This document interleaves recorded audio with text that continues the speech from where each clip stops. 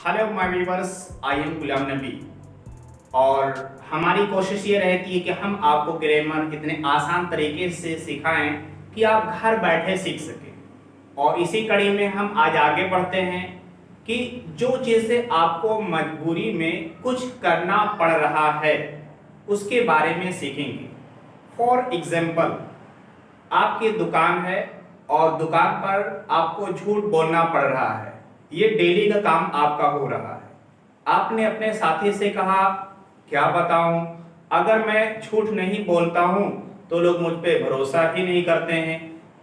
तो आपने कहा कि मुझे झूठ बोलना पड़ रहा है। इस तरह से कोई दूसरी मजबूरी हो, आपका बहुत काम करना पड़ता है, तो आपने कहा मुझे ये काम करना पड़ रहा है। घर पे कोई नहीं है और आपने कहा कि मम्मी बहन घर पे कोई है नहीं, मुझे हर दिन खाना पकाना पड़ रहा है। ऐसी बातें कुछ आप कहते हैं, तो उसी के बारे में हम सीखने वाले हैं। इस वीडियो में मैं आपको प्रेजेंट ही नहीं बल्कि पास्ट और फ्यूचर का सिखाऊंगा। जो आपको पास्ट में कुछ काम करना पड़ रहा था, मुझे वहां जाना पड़ रहा था, ये आपका पास्ट का हो जाएगा। भविष्य में कुछ आपने एग्जाम्पल कहे, जैसे कि मुझे वो काम करना पड़ रहा होगा, तो ये आपका भविष्य का हो जाएगा। चलिए हम इसकी हिंदी की पहचान सीखते हैं, स्ट्रक्चर सीखेंगे और हम अपने स्पीकिंग में किस तरह प्रयोग करने वाले हैं उसके एग्जाम्पल्स भी हम सीखने वाले हैं। पहचान आपका हो जाएगा ना पड़ रहा है। जैसे कि मुझे खाना पकाना पड़ रहा है। स्ट्रक्चर सब्जेक्ट हो जाएगा, यानी काम करने वाला। सब्जेक्ट के हिसाब से इज या एम या आर हो जाएगा। मुझे उम्मीद है कि ये बात आपको पता होगी कि एम आई के साथ प्रयोग होगा और इज किसी सिंगुलर सब्जेक्ट के साथ में प्रयोग होगा, जो कि ही, शी, इट या कोई सिंगुलर नाम नाउन हो जाएगा। प्लूरल में यू, वी, दे या एक से अधिक कुछ नाम हो जाएंगे तो आप आर यूज करने वाले हैं। उसके बाद में अगर आपको सेंटेंस ना में कहना है तो आपको नॉट कह देना है। फिर आप कहेंगे हैविंग टू प्लस वर्ब की फर्स्ट फॉर्म प्लस आपका ऑब्जेक्ट हो जाएगा। जैसे कि घर पे आपके यहाँ कोई नहीं है और आजकल आप ही को खाना पकाना पड़ रहा है, तो आपने कहा कि मुझे खाना पकाना पड़ रहा है, तो आप कहेंगे I am having to cook the food। आजकल मुझे 5 बजे उठना पड़ रहा है। I am having to get up at 5 o'clock nowadays। मैं किसी का सपोर्ट नहीं करना चाहता हूं, लेकिन अगर मैं उस नेता का सपोर्ट नहीं करूंगा तो मेरे लिए जान का जोखिम हो जाएगा। तो मैंने कहा कि मुझे उसका सपोर्ट करना पड़ रहा है।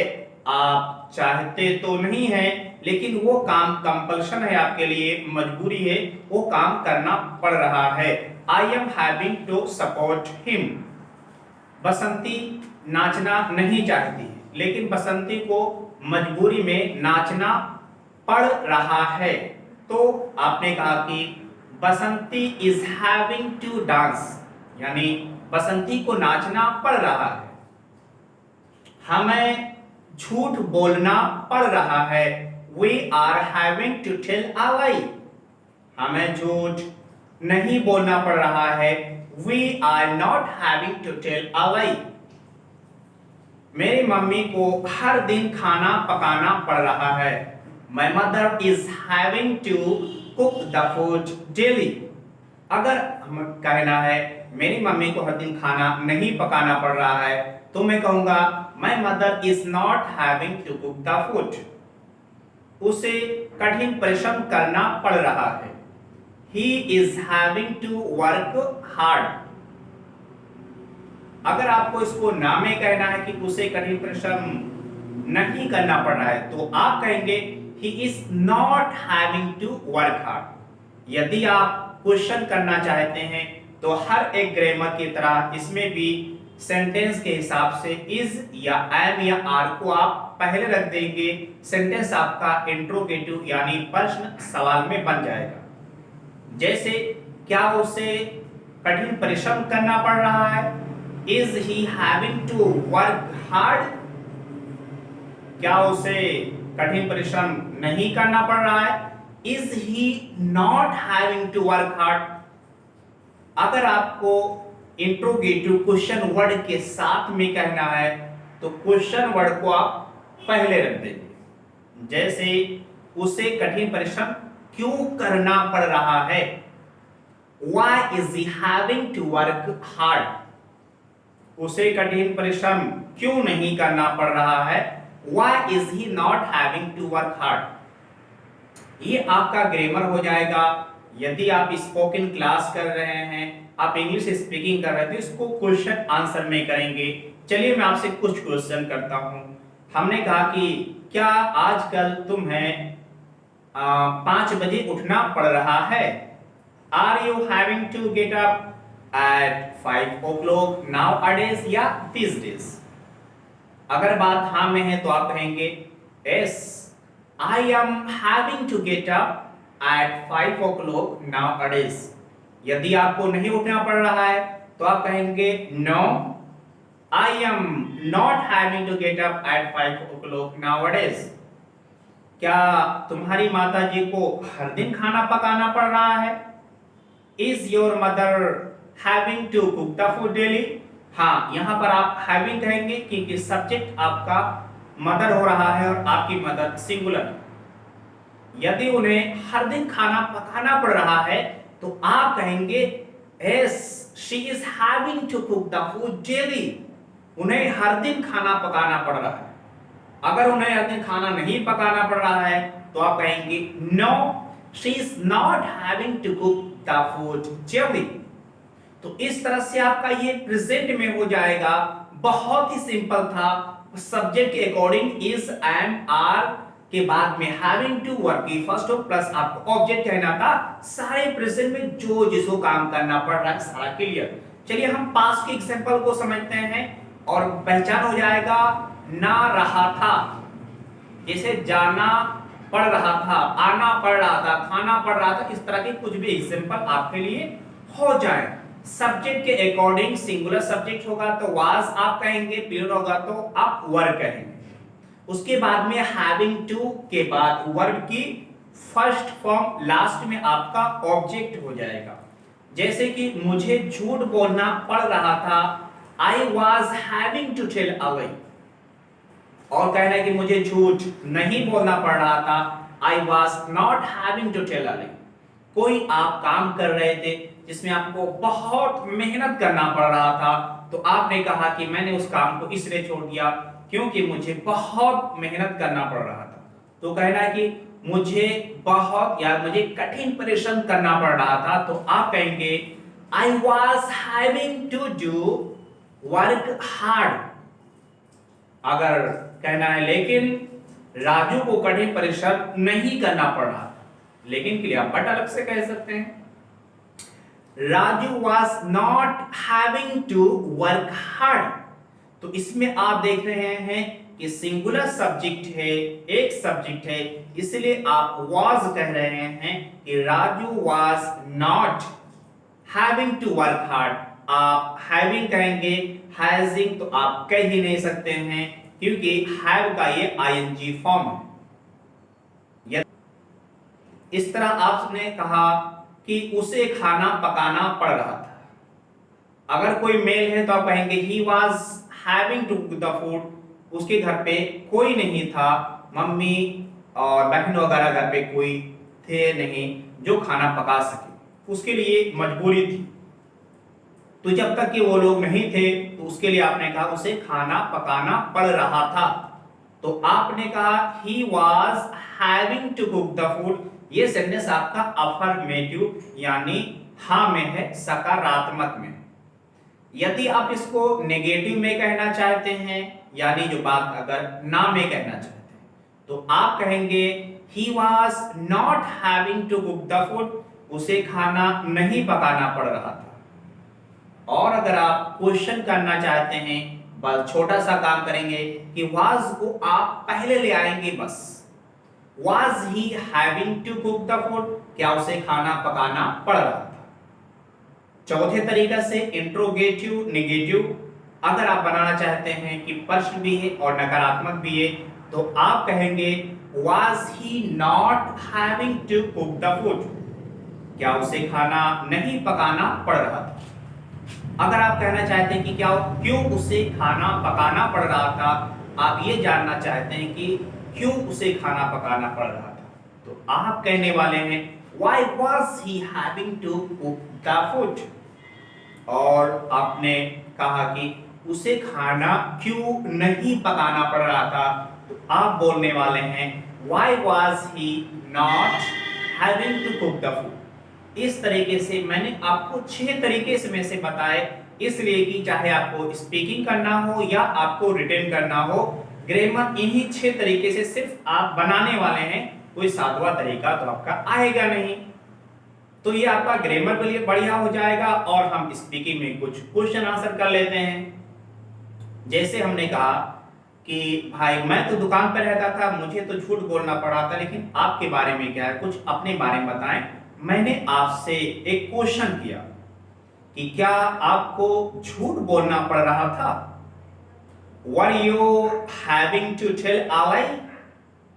अगर ऐसी बात थी कि आपको झूठ बोलना पड़ रहा था, तो आप कहेंगे yes, I was having to tell a lie। हाँ, मुझे झूठ बोलना पड़ रहा था। यदि ऐसा नहीं है तो आप कहेंगे मुझे झूठ नहीं बोलना पड़ रहा था, I was not having to tell a lie। कोई सिंगुलर है और हमने कहा कि क्या उसे घूस देना पड़ रहा था क्योंकि कुछ काम करवाता है, और मैंने उसके बारे में सुना कि अधिकारियों को वो घूस देता तभी काम होता है। मैंने क्वेश्चन कर बैठा क्योंकि वो काम कॉन्टिन्यूअस हो रहा है, कई बार वो काम उसको करवाना पड़ रहा था। क्वेश्चन मेरा हुआ कि क्या उसे घूस देना पड़ रहा था, Was he having to give bribe? अगर बात हाँ में होगी तो आप कहेंगे yes, he was having to give bribe। हाँ, उसे घूस देना पड़ रहा था, तो आपका हाँ में हुआ तो आपने कहा yes, he was having to give bribe। लेकिन अगर बात ना में है तो आप कहेंगे no, he was not having to give bribe। उसे घूस नहीं देना पड़ रहा था। क्या उन्हें हर दिन क्रिकेट खेलना पड़ रहा था, कई सारे लोग, तो हमने कहा कि were they having to play cricket daily? यदि बात हाँ में है तो आप कहेंगे yes, they were having to play cricket daily। अगर आप ना में कहना चाहते हैं तो आप कहेंगे no, they were not having to play cricket daily। Request आपसे है कि इसको आप और प्रैक्टिस करिएगा घर पर अधिक से अधिक, तभी जो मेरी कोशिश है कि घर बैठे आप अंग्रेजी बोलना सीखें, तभी आप कर पाएंगे। ग्रामर सीखना कोई बड़ी बात नहीं है, इसका एडवांटेज लेना बड़ी बात है, क्योंकि आप हमारे वीडियो देखेंगे, बहुत से लोग समझेंगे, बस हो जाएगा, बट वो बच्चा इसका फायदा उठाने वाला जो इसकी प्रैक्टिस करेगा। चलिए हम लास्ट ग्रामर की तरफ बढ़ते हैं कि फ्यूचर में कोई काम आपको करना पड़ रहा होगा, यानी ना रहा होगा, ये आपका हिंदी में पहचान हो जाएगा। सब्जेक्ट होगा, सब्जेक्ट के बाद में विल बी कहने वाले हैं और उसके बाद में हैविंग टू हो जाएगा, वर्ब की फर्स्ट फॉर्म प्लस आपका ऑब्जेक्ट हो जाएगा।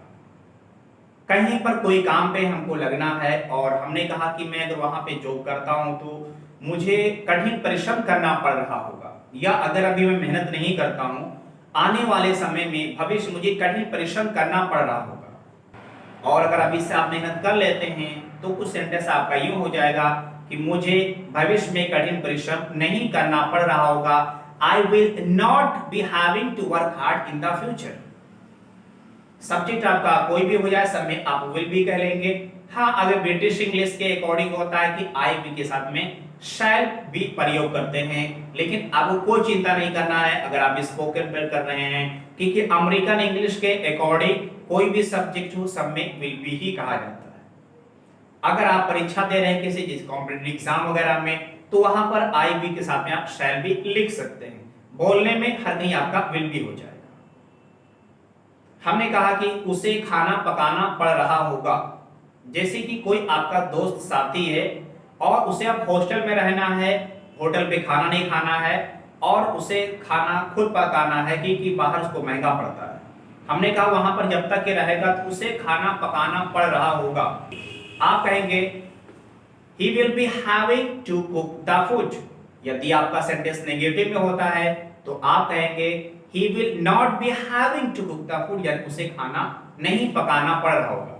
अगर हमें सिचुएशन जानना है कि क्या उसे खाना पकाना पड़ रहा होगा, मेरा क्वेश्चन अगर हो जाएगा तो मैं कहूंगा will को सिर्फ पहले लगाना है, एकदम सारा सेंटेंस वही होने वाला है, जैसे कि will he be having to cook the food।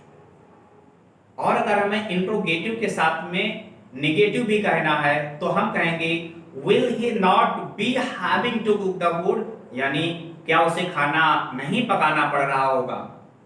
और अगर हम कहें कि उसे खाना क्यों पकाना पड़ रहा होगा तो आप कहेंगे why will he be having to cook the food, और उसे खाना क्यों नहीं पकाना पड़ रहा होगा तो कहेंगे why will he not be having to cook the food। दोस्तों ये आपकी चीजें थी कि कुछ जो काम आपको मजबूरी में करना पड़ रहा है या पड़ रहा था या पड़ रहा होगा। बहुत ही सिंपल आसान ग्रामर है, बस इसको आप देखिएगा अपने जीवन में कहां पर प्रयोग कर पा रहे हैं।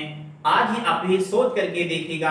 आप मेरे वीडियो को देखने के बाद में अपने आप से पूछिए कि कौन कौन से काम आजकल आपको करना पड़ रहा है या नहीं करना पड़ रहा है। मुझे 10 घंटा पढ़ना पड़ रहा है, आई हैव टू, क्या बोलने वाले हैं, I am having to study 10 hours. अगर आपको 10 घंटा नहीं पढ़ रहा है तो आप बोलेंगे I am not having to study 10 hours. मुझे वहां जाना पड़ रहा है तो आप बोलेंगे I am having to go there.